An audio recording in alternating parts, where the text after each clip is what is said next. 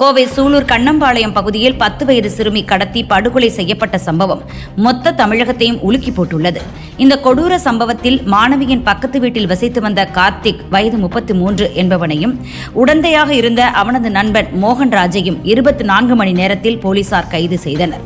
சம்பவத்தில் முக்கிய குற்றவாளியாக கருதப்படும் கார்த்திக் எல்லா சம்பவத்தையும் செய்துவிட்டு ஒன்றும் தெரியாத அப்பாவி போல் சர்வ சாதாரணமாக நடமாடி வந்திருக்கிறான்.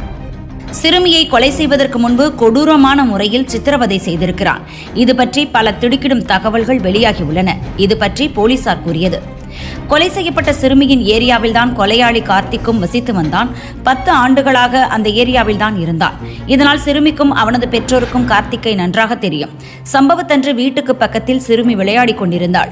அங்கு வந்த கார்த்திக் வழக்கம் போல் சகஜமாக பேசினான். சாக்லேட் வாங்கி தருவதாக நயவஞ்சகமாக கூறியிருக்கிறான். சிறுமியும் அவனை நம்பி அவனது பைக்கில் ஏறியிருக்கிறாள். ஆனால் கொடூரன் கார்த்திக் தனது நண்பன் மோகன்ராஜுடன் சேர்ந்து பக்கத்தில் உள்ள தென்னந்தோப்புக்கு சிறுமியை அழைத்துச் சென்றான். அங்கு பலவந்தமாக சித்திரவதை செய்து சிறுமியை படுகொலை செய்தான். சடலத்தை சிறுமியின் வீட்டிலிருந்து 2 கிலோமீட்டர் தூரத்தில் உள்ள குளக்கரையில் வீசினான். பின்னர் எதுவும் தெரியாதது போல வீட்டுக்கு வந்துவிட்டான். இதற்கிடையே மகள் நீண்ட நேரமாக வீட்டுக்கு வராததால் பெற்றோர் பதறியடித்தனர். அவளை தேட ஆரம்பித்தனர். அக்கம் பக்கத்தினரும் பெற்றோருடன் சேர்ந்து சிறுமியை தேடினர். கொடூர கொலைகாரன் கார்த்திக்கும் பெற்றோருடன் சேர்ந்து அப்பாவி போல சிறுமியை தேடியிருக்கிறான். நீண்ட நேரம் தேடியும் சிறுமி கிடைக்காத நிலையில் பெற்றோர் போலீஸை நாடினர்.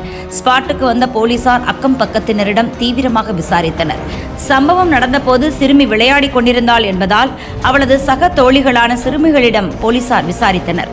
என்ன நடந்தது என்று கேட்டபோது கடைசியாக கார்த்திக் மாமாவுடன் தான் அவள் சென்றாள், அதன் பிறகு நான் பார்க்கவில்லை என்று ஒரு சிறுமி கூறியிருக்கிறாள். இதையடுத்துதான் கார்த்திக்கை போலீசார் சுற்றி வளைத்தனர்.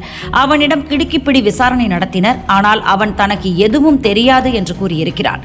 அப்போதுதான் அந்த ஏரியாவில் சிசிடிவி கேமராக்களை போலீசார் சோதனை செய்தனர்.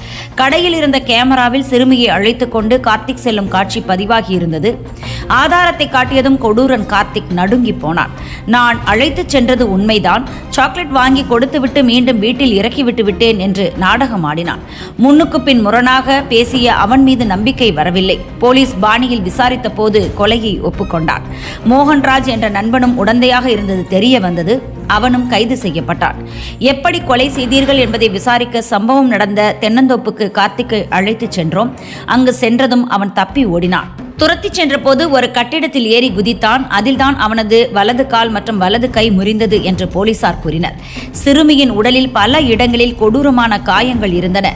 பாலியல் தொல்லை கொடுத்ததற்கான எல்லா அடையாளங்களும் தெரிவதாக போலீசார் கூறினர். இதற்கிடையே சிறுமியின் உடல் பிரேத பரிசோதனை செய்யப்பட்டது. அறிக்கையும் தயாராகிவிட்டது. இருப்பினும் வழக்கின் தீவிரத்தன்மை கருதி அதை போலீசோ மருத்துவமனை தரப்போ உடனடியாக வெளியிடவில்லை. கொலை, கடத்தல் உள்ளிட்ட பிரிவுகளில் ஏற்கனவே போலீசார் வழக்கு பதிவு செய்திருந்தனர்.